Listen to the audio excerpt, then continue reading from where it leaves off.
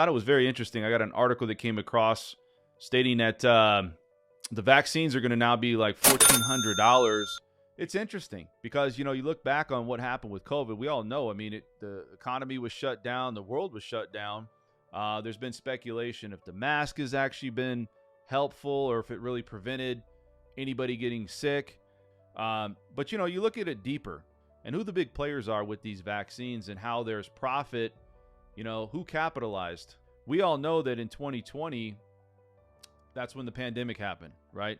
You had companies like Pfizer, Moderna. We didn't know anything about these companies, and all of a sudden they just magically popped up, right? But it wasn't magic, right? It wasn't magic. Yeah. Here's the thing about it. So you have to have funding. We get that. The funding had to come from something or somewhere. Governments abroad were, putting money and grants to get some type of vaccine for, the masses, right?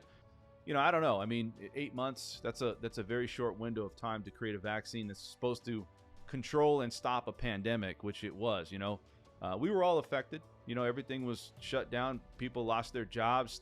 Going back to it, when you look at the big players, who's the big players in the whole process of all this and who's investing and capitalizing and making money off of all of these vaccines created?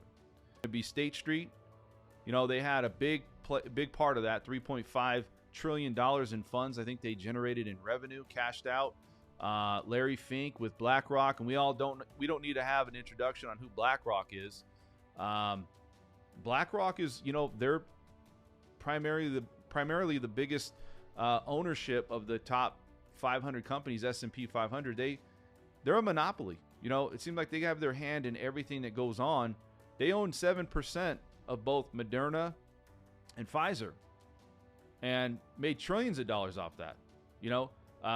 Moderna was a big player, right? Moderna was a U.S. based company that, was funded by our government, and our government was giving them grants. I think they spent like $1 billion for each company to get the actual vaccine created and get the technology to do it. So we're paying for that as taxpayer money. And then you have governments sending more money where everybody can get it at a very discounted price. Pfizer was out, they had people out in Germany that doctors that were basically, I wouldn't say failures, but they were not successful. And they had some money backed with some other German money that was coming in. And they're now worth $4 billion with a B. $4 billion. But humanity's at risk. And when humanity's at risk, why does money care, or why does it should be factored in anything? You look at the Vanguards and Larry Fink and from BlackRock and their monopoly on the S&P 500 and how they're controlling a lot of the things that goes on in this world. The company I'm talking about with Pfizer was BioNTech. These two doctors were not successful, and they're worth $4 billion now. How does that happen? You look at Pfizer in 2022. They made $31 billion off of. You look at Moderna. They don't even know. Moderna is a U.S.-based company that was given. They were granted money from the U.S. government to lower the cost for these shots. Their revenue shares are out of this world. So there's a lot of speculation out there with vaccines and how these companies have really come in and capitalized on a crisis, right? A crisis situation. It was a worldwide event. There was also governments, holding and patenting certain vaccines and not giving it to, let's say, third world countries or even second world countries to have it on hand for them because they wanted to profit as much money as they can. And so they were forcing these countries, they didn't have the funds to do it, to try to create a vaccine on their own. And, you go back, I remember some of the agenda that they had was, nobody's getting their shots. And every week, go get a shot. You need to get your shot. You need to get boosters. That's money, right? It's money. And here's the thing. They were even trying to say, you go get a shot, we're going to give you money. I think it was like up to like $1,500. Should have we been profiting at all at a time of crisis? This is not, this is a humanity thing. We already know everybody has a big problem with pharmaceutical companies, big pharma. But let's do this. I want to go in and I want to hear what Fauci had to say. And then once Fauci's done, I'm going to come back and give you my opinion.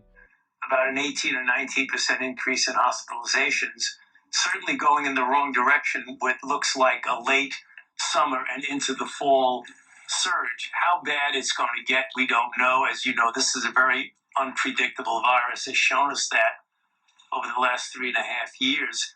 I am concerned that people will not abide by recommendations. And we're not talking about mandates or forcing anybody, but when you have a situation where the volume of cases in society gets to a reasonably high level, particularly the vulnerable, those who are elderly and those with underlying conditions, are going to be more susceptible and vulnerable if they do get infected to get severe disease leading to hospitalization. We know that. That's a fact. We've seen that. So I would hope that if, in fact, we get to the point where the volume of cases is such and organizations like the CDC recommend, CDC doesn't mandate anything, recommends that people wear masks, I would hope that they abide by the recommendation and take into account the risk to themselves and to their families. And again, we're not talking about forcing anybody to do anything. People saying that there's no way I'd mask up again. A final thought from Dr. Fauci. If it comes to it, we hope it doesn't, but if it comes to it, might a better approach say, let's protect the most vulnerable and allow others to lead their normal lives? Final word is yours.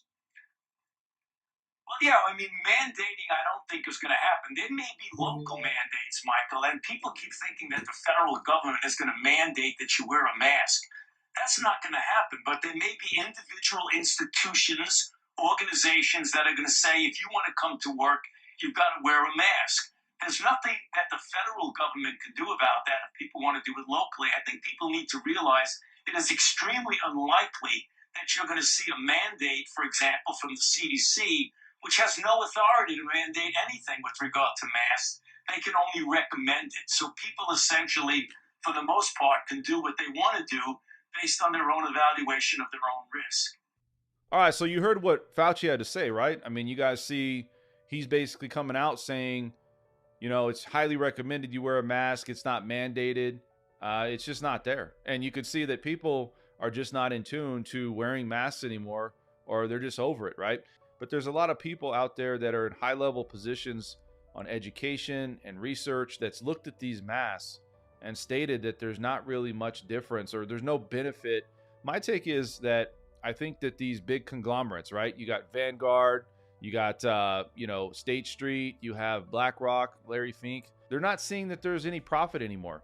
We're past the big hurdle. And so when you see that there's no profit, they're cashing out billions of dollars off of these shots and off of the research and all this stuff. Why make any money at all? And then look, if you know that they're cashing out, that means the ship has sailed. It's done. There is no money to be made. And so now they're on to the next thing, whatever that is.